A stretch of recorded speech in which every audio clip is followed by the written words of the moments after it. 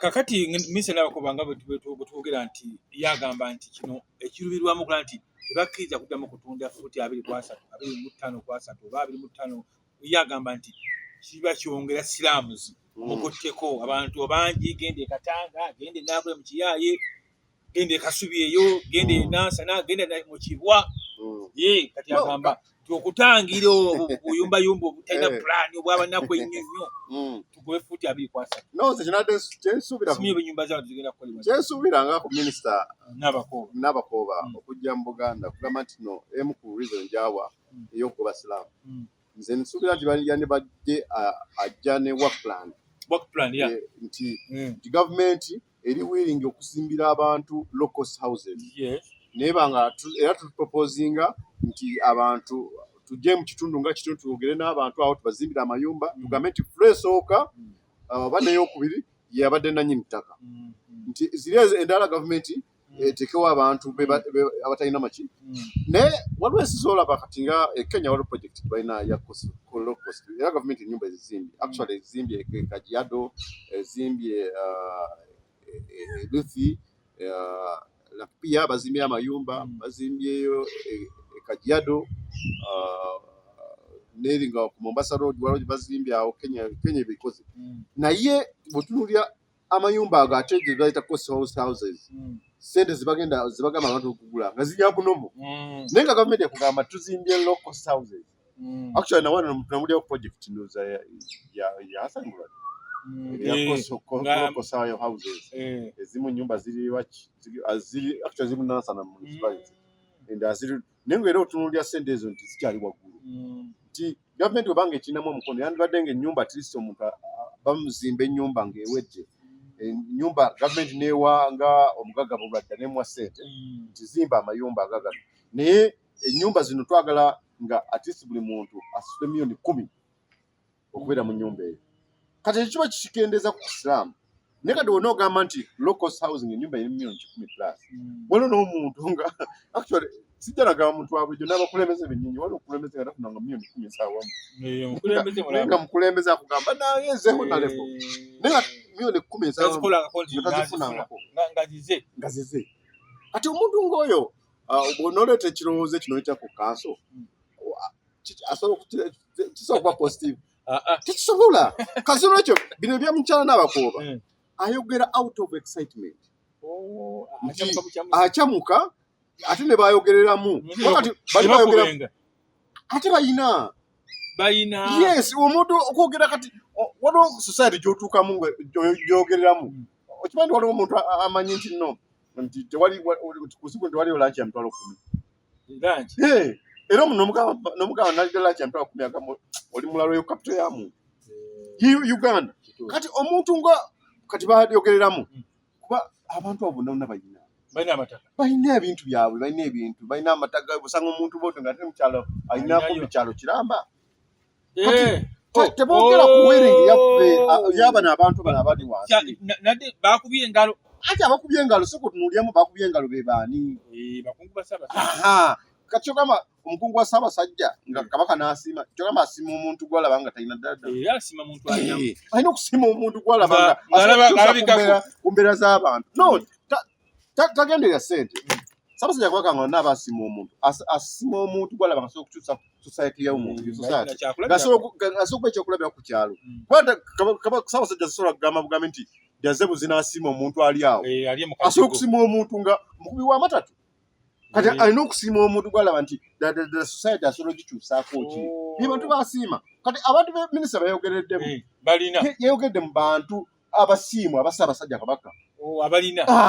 abatali banaku tasobola munaku tasobola nolwekyo bino ebintu baagala okwagala okubba amataka g'abantu abantu basomese bino ebintu bino bitandika mwami Serubiri omusajja bwalo bayogera ku kya trade order bakyogera nga abasaagasaaga Uganda eno n'abantu bonna bafuse Mombose abantu bafuse Mombose tetugamba nti kibi naye kati abantu abagobeddwa ku makubo go gavumenti etanso banoonyerezaako nti abantu bali ludda wa tefaayo abantu abali ekiteezi gavumenti ebagoberera bulungi abantu abagobera mu Lubigi gavumenti ebagoberera mu Lusanja babagobera kati tukoye bino ebintu by'okugamba nti no tukola because gweyagala accountability wa president kwa kati minisita yenena alina okuwa report nti guno omwezi kino kyeyakoze kati n'ekinyinye agenda kuwandika report nti nasanga abantu ba Ssaabasajja Kabaka era no nemba proposal zino era proposal zino sebo president bakkiriza naye nga bakkiriza bano abantu bawansi bali mu mbeera ki era bo bakkiriza nabo kati ate challenge ino okugira abantu beeyogedde mwagamba nti bannaggwadde balina olwedde naye ekibuzo kigamba nti oyadde asigala abakulembeze abo yategedde nti be bakiikiridde Buganda nze nga tebantuukiridde kumbuuza anti olina akukiikirira no bino ebintu eriyo kaggo oyo w'ekisajja Kyaddondo kati yaba akukiikirira nze nange kaggo wajja nabweru wano mwaniriza ng'omugenyi era sifuna tafuna nabudde yakutegeera mu lukiiko nodda kubanga gwe baakulondera no administrative si bwe kiri happening ebintu ebiri consensus ebintu ng'ebyo by'amataka twali bali tusuubira enkiiko kati ng'olukiiko lwa mituba ebiri netuula ne luyita n'abantu okitegeera ne luyita n'abantu so sigamba nti no kwakati ogamba nti no kansala akiikirira ekitundu n'abeera nga tajja mu ground naye n'aba nga agenda kukikiikirira kyogamba yabankiikiridde alina okukola kubanga ne mu act ya local government act waliwo clause ndozi eriyo ba clause ki gyerabiddemuko egamba nti olina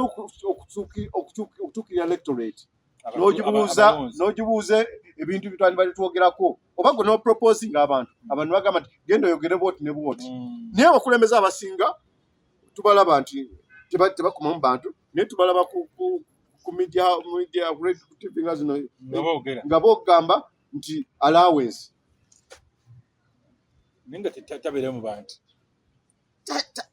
abanga akiikirira mukyala we oba mwami akiikirira oba mukyala akiikirira bbaawe bwaba mwami akiikirira ni ebirowoozo wabanga kansala tanona birowoozo by'abantu yateesa abijjawo era ekyenjawulo kyambeesa kansala nabweru zinayitanga abantu nembaga bannaye waliwo ekintu bwekini naye tukoze tutya nga abantu bagamba akukola booti era nenjogera ku wiru y'abantu era abakulembeze abasinga okukola obulungi be bakulembeze abaddayo mu bantu abakola obulungi naye otunuulira kati saawa eno nze naye nze simanya na mukyala akiikirira ku district simumanyi okuva ena bweru simumanyi omumanyi bwafaanana ate kakati babateekawo lwampaka balonda bantu baabwe nga n'okubamanyi tetubamanyi kati kansala wa division yani simumanyi linnya lye yena bweru kubanga batugambye mukyala batugambye mukyala bamuteesa kati naye kati ate kati eriwo enyalemu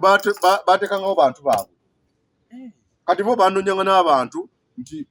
ani asobola okukkiriza okufuna kadi enyalemu bwe tugikkiriza nga n'ebipande tebakuba bipande tebakola biki nimbe bateekawo lwampaka kati ekyo kitundu ekisobola kukula tekisobola kukula teri ajja kujja gy'oli kati omukulembeze dala nga akimanyi nti wamulonda ate gwaba kunonerako ki tomwagala akimanyi temumwagala kati mubantu abaana nayo ki kubanga ajja kukola meeting mugane okujja mumukola kyona kimwagala mutwale nti aki kati omuntu ng'amanyi nga abantu bamanyi nti ono gwe twali twalo tunuli ebyerosinga byabali LC gyogereko ye kati tutuze ku LC kwekyo oba okumpenga LC elections okulonda kw'ebyalo n'okulonda kuli kuwalimu how do you compare almost byonna byabadde kyekimu actually ndozakwade kwa byalo ate bino babadde babayagala nnyo n'okusinga biri bani abayagala abenyalemu kati njankuwulire mu Nansana division yonna mwayisemu wanuupu ku byalo 23 naye ate nga bakulaga nti waliwo abawangu ate kugyagala atemba ali mu Nansana atemba actually Nansana eno akulya ebyokulonda ye RDC Lwanga ye akulya ebyokulonda RDC Lwanga omuntu gw'atayagala tasobola kuyitawo yayita agona agama langiriro oba ayiseemu nga tayiseemu naye alina security nga gundi omusajja afa RDC abantu ngwana gwebangana amaji mutegedde RDC kati kankubulire tosobola kulaba ku basirikale ba Lwanga bonna baba bambadde bikookolo baba nabo baba amajadi bamajje bambadde ebikookolo kakati ate ebiseera by'obululu ajja ne drone 3 aba ne drone 3 drone nga zirimu bakifeesi zirimu abasirikale b'emiggo zirimu abalina emmundu zirimu abakuba amasanyalaze gano ag'obugaani mulimu bakola buli kika ky'effujjo ye setting oyagala okuba bakubengo balonzi lwampaka kati abantu abasinga bachairman abalondeddwa mu NASA bona abantu babaagala si balonze ne lwanga yabataddeko RDC bayoza ndino agenda kubeera wano lwampaka banga lyonna no ajja kutuuka ekiseera ajja kuvaawo actually abantu bano bakoze effujjo byonna na Kison record ate engenda yaabwe teba nnungi otunuulya engenda zaabwe teziba nnungi abantu bakoze effujjo n'aba RDC yali mujinjaawo niye tukiseera natako kukaaba amaziga Eric Sakwa yatukiseera nga ali mu bbanga nataka n'okugamba abantu bamutaasi naye nga abantu bagamba mutaasi ate be bantu byakolako effujjo kati nebino byalwanga byakola ekintu kirakukola mu bwe kiti ajja kwewuunya ensi eno no kati talowooza nti no ffe batukozeko effujjo naye tukiraba tubiraba ne tusirika kadde katuufu kakati ekirala NRM kyerubirwamu ennyo okuba nti ebifo ebyo byagala era baground yaggwawo